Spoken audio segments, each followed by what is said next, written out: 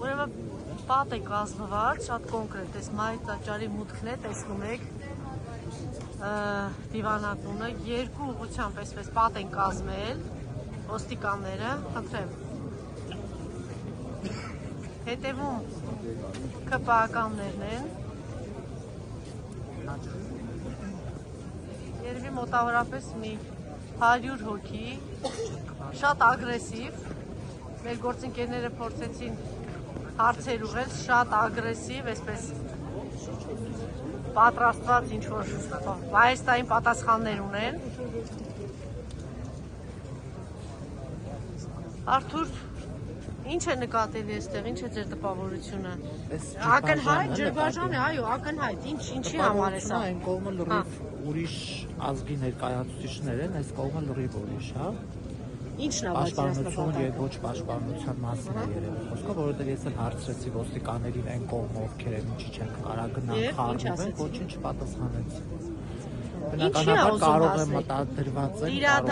10 տիրադավներով գլխավոր տիրադավը սատանան ինչի է ուզում հասնել։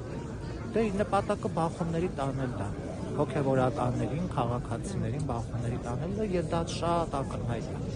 Այս ամեն ինչը շատ վկայում է, չէ՞, վկայում է այսօր, ինչը դրան ոչ թե։ Չէ, չի բացառում, երևի այնպես է 10 տիրադավները կան, հա, փորձելու են ճանապարհ բացել։ Եվ ամենայն հավանականությամբ այս ինչը շրջիկ ինչ էին ասում, շրջիկ, չգիտեմ ինչեր։ Չէ, իր շրջիկները։ Ինչ հավատացյալ։ Կրկեսի անդամներ են, ցիրկ այս ամեն ինչը, բայց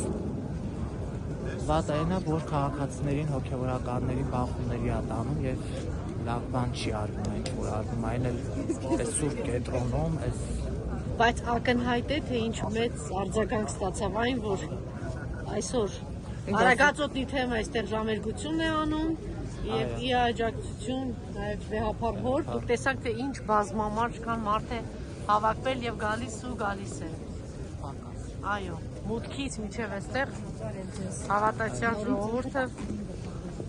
գալիս է աջակցելու վեհապարը